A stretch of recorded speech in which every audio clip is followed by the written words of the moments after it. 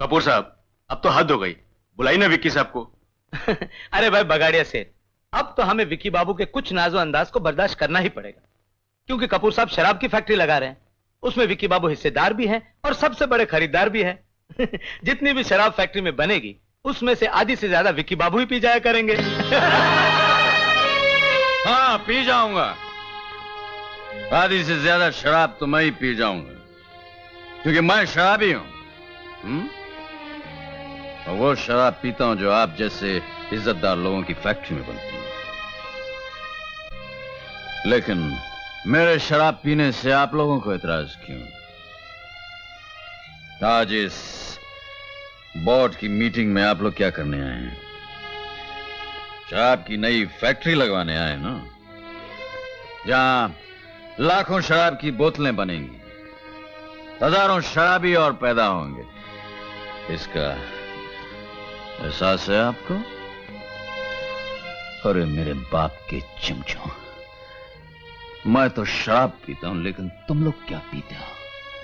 इंसान का खून। Vicky,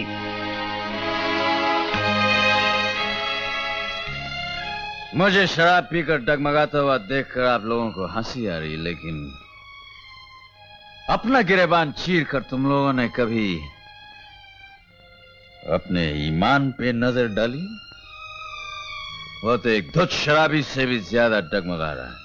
Vicky, will you keep quiet now? Kapoor साहब, व्हाट इज दिस? ये मीटिंग क्या हमें बेइज्जत करने के लिए बुलाई गई है? आपकी बेइज्जती कौन कर सकता है नाटा साहब? बेइज्जती तो उसकी हो सकती है जिसके पास इज्जत हो।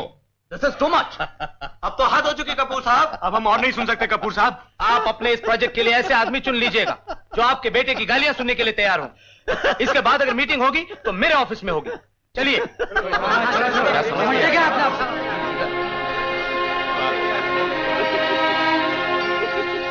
निकाल ली दिल की भड़ास, और अगर अब भी कसर बाकी है तो मुझे गालियां देकर अपने दिल की आग बुझा लो।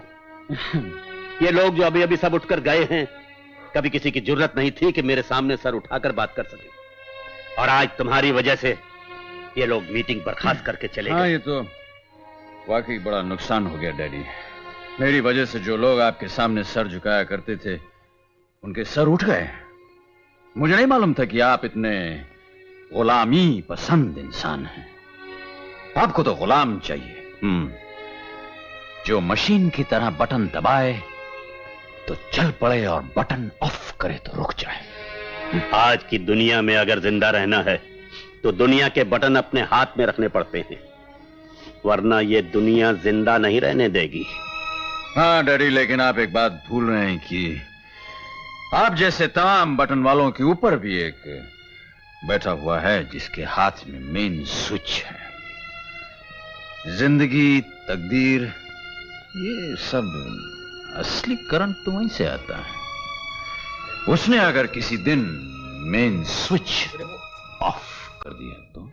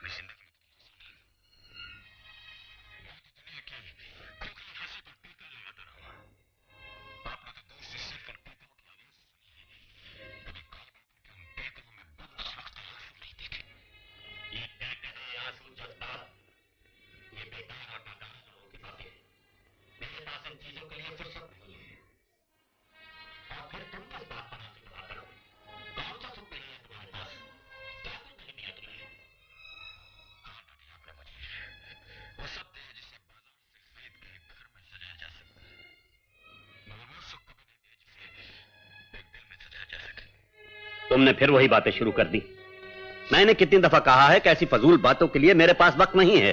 ठहरिए डैडी, जहां इतनी फिजूल बातें हो चुकी हैं वहां थोड़ी और सही।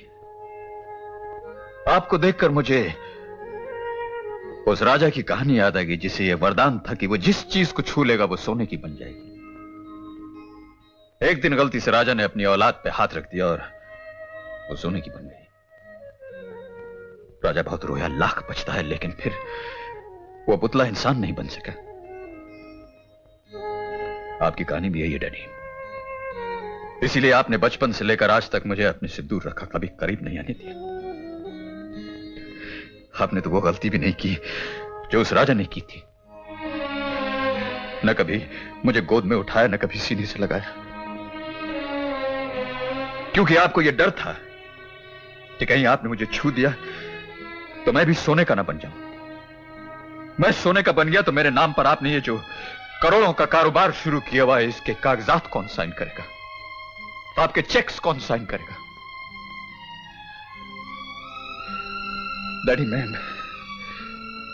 मैं एक बार आपको हंसते मुस्कुराते हुए देखना चाहता हूं। एक बार अपनी इस दौलत की दुनिया से बाहर निकल के तो देखिए। इस दौलत की दुनिया ने मुझे शराब में डुबोकर एक बेकार चलती फिरती लाश बना दिया। डैडी, मैं